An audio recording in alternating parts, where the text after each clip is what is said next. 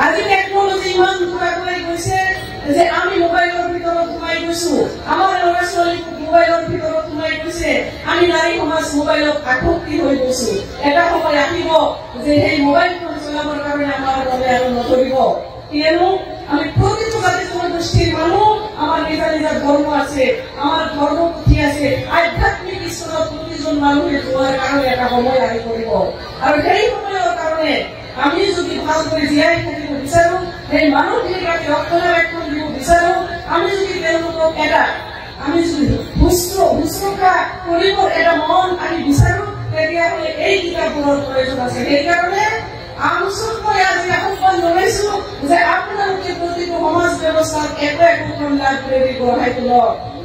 এটা লাইব্ৰেৰী যেতিয়া গঢ়ি উঠিব, তাতে কোনোবাই কিতাপ ডনেট কৰিব, আলমিৰা ডনেট কৰিব, চেয়াৰ ডনেট কৰিব, আৰু তাতে আমি এই সমাজ ব্যৱস্থাৰ বয়সস্থ মানুহখিনি আমি তাতে কি কৰিব পাৰিম, আমি তেওঁলোকক জীয়াই থকাৰ কাৰণে এটা জাগা দিব পাৰিম।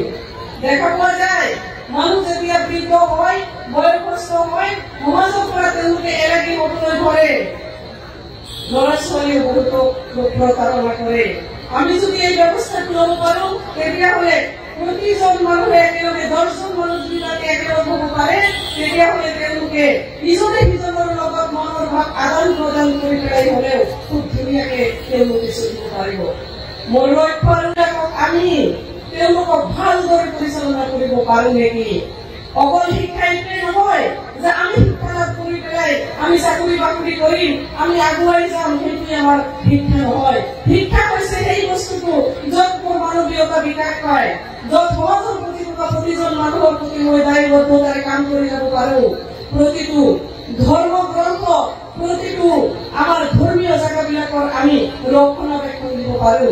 আমাৰ সমস্যা কোনেও সমাধান নকৰে, আমাৰ সমস্যা আমি সমাধান কৰিব লাগিব। নাৰীৰ সমস্যা নাৰীয়ে সমাধান কৰিব লাগিব, পুৰুষৰ সমস্যা পুৰুষে সমাধান কৰিব লাগিব, জাতিৰ সমস্যা জাতিয়ে সমাধান কৰিব লাগিব। সেইকাৰণে আমাৰ এডুকেশ্যন মাষ্ট। ৰাতি বহুত হৈছে, ক'বলগীয়া মোৰ বহুত আছিল। মই সময়ৰ প্ৰতি লক্ষ্য ৰাখি পেলাই আমাৰ মাতৃ জাতিক মই আহ্বান কৰিছো, আপোনালোকে গৰ্ভৰ পৰা জন্ম দিয়া সন্তানসকলক সময় দিবলৈ শিকক, বিদ্যালয়ত সময়মতে তেওঁলোকক পঠিয়াই দিয়ক, আৰু তেওঁলোকক বহুত সময় দিয়ক। আচল ঘৰৰ শিক্ষয়িত্ৰী হৈছে আমাৰ মাতৃ। আমাৰ মাতৃসকলে এই সন্তানসকলক যিটো শিকাব, সেইটোৱে তেওঁলোকে শিকিবৰ কাৰণে আগুৱাই যাব। আজি জাতিটোৰ প্ৰতি যিবিলাক ভাবুকি আহিছে, যিবিলাক আমি সমস্যাৰ সন্মুখীন হৈছো, আমাৰ ৰেজাউল ডাঙৰীয়া আছে, তেওঁৰ পৰা ময়ো খুব ধুনীয়াকে বহুত কথা শুনিম বুলি মই এই মিটিংখনত আহিছো।